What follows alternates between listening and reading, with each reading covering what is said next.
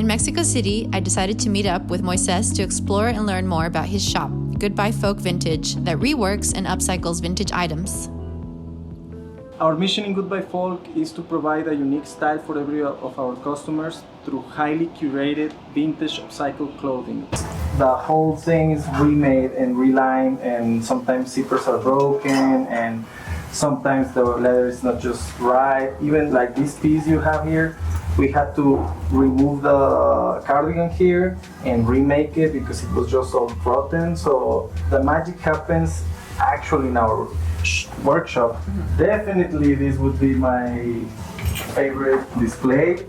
It's all full of rare vintage rock t-shirts. It's not dated here, but it has to be 79, 78, somewhere around. You might see these now reprinted in Zara or H&M, and they buy the graphic and they just print and try to remake the look. But obviously it doesn't have the real value that this is a collector's item. Sustainability is one of my highest values as a person. I avoid single-use plastic, avoid anything that pollutes. Also, I went vegan because of the animals, of the health, and of the planet. I watched too many documentaries about industrial agriculture. Industrial agriculture is one of the biggest pollutants. So if we don't consume meat, there would be no suffering for animals, and there would be no pollution because of agriculture.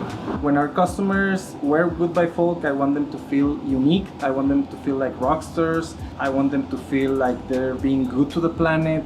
Back in the day, when I was 14, 15 years old, I wanted to have the look and the aesthetics of rock and roll, and it was really hard to get like something that looked really cool. I didn't knew that I was gonna dedicate my life to sustainable clothing, but that was the beginning. This is one of my favorite racks in the store, and yeah, you can get like, we have Grateful Dead ones, we have regular tie-dyes, and like Kiss tie-dye. I think it's very important for people to start wearing or using vintage clothing, upcycled clothing, secondhand clothing. The only way we're gonna make our voice heard is with our choices of purchase. We're sending a strong message to the big companies that are making fast fashion through consumption. Our vote is with our dollars. We had a big earthquake in Mexico City.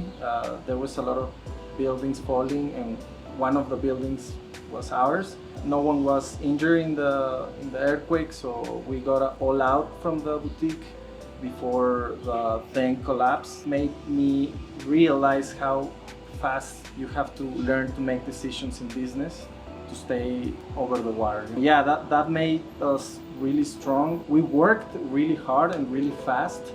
So after the earthquake, it took us 45 days to be in this new building. I had to let go half of my staff because of that, but once we got back in this place or back on our feet, I could rehire everyone, and yeah, but that was a huge learning phase for me. I had to take control over my emotions in order to have everyone like just be cool with the process we were going through.